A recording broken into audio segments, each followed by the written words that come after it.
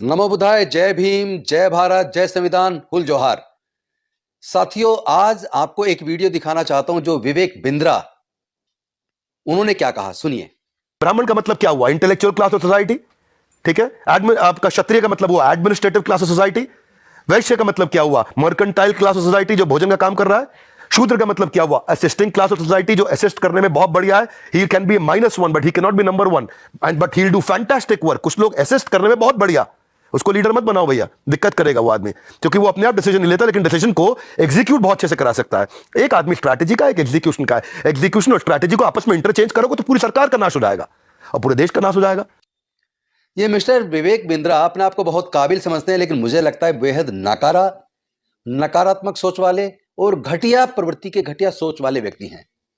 ये कह रहे हैं कि इंटेलेक्चुअल केवल ब्राह्मणों के अंदर होता है, एडमिनिस्ट्रेशन चलाने की क्षमता और काबिलियत केवल क्षत्रिय में होती है, व्यापार करने के काबिल केवल वैश्य होते हैं। अरे मिस्टर बिंद्रा जी, कभी डॉक्टर बाबा साहब अंबेडकर जी के बारे में पढ़ लेना। उनके ज्ञान के मुकाबले पर, उनके इंटेलेक्चुअल के मुकाबले पर पूरे दुनिया में चंद लोग मिलेंगे, और भारत में तो शायद कोई उनके मुकाबले के ज्ञान वाला व्यक्ति मिले ना। जाति और धर्म, क्या यह ज्ञान जाति धर्म से बंधा है? आप वर्ण व्यवस्था के पोषक हैं। देश के शूद्रों से और अछूतों से आप नफरत करते हैं। आपकी घटिया सोच आपके शब्दों में प्रदर्शित होती है। देश में इतने सारे एडमिनिस्ट्रेटिव ऑफिसर्स हैं, सीनियर आईएएस आईपीएस ऑफिसर्स हैं, जो अनुसूचित जाति जनजाति पिछड़े वर्ग से आते हैं, जो शूद्र या अछूत वर्ग से आते हैं, जिसको आप कह रहे हैं वो केवल असिस्ट कर सकते हैं, उनमें असिस्ट करने की अच्छी काबिलियत है। और साथ में इतना ही नहीं कहा, आप तो पूरे कौम को अपमानित कर रहे हैं। आप ये कह रहे हैं कि उनको अगर राज का सत्ता चलाने को देंगे तो बेड़ा गर्क कर देंगे सरकार का। कितनी घटिया मानसिकता आपकी। इतना बड़ा एग्जाम्पल लाइव आपके सामने बाबू जगजीवन राम, जिस मंत्रालय में गए इतिहास रच के दिखाया। याद है ना, रक्षा मंत्री कौन थे जब पाकिस्तान के साथ युद्ध हुआ और जीता? बाबू जगजीवन राम थे। और साथ ही साथ बहन मायावती जी के बारे में नहीं जानते आप? आज भी पूरे देश के लोग कहते हैं प्रशासनिक क्षमता जो बहन मायावती जी के अंदर थी वो किसी दूसरे में नजर नहीं आई। काबिलियत किसी जाति से जुड़ी नहीं है। आप तो देश के वैसे संप्रदाय को भी अपमानित कर रहे हैं, आप तो देश के क्षत्रिय को भी अपमानित कर रहे हैं। आप कह रहे हैं कि इंटेलेक्चुअल केवल ब्राह्मण में होते हैं, तो क्या क्षत्रिय में वैसे के अंदर इंटेलेक्चुअल नहीं होते? देश के अंदर जितने चार्टर्ड अकाउंटेंट हैं, जितने व्यापारी हैं, आप कभी देखना जितने डॉक्टर इंजीनियर हैं, ज्यादातर वैसे कम्युनिटी के मिलेंगे आपको।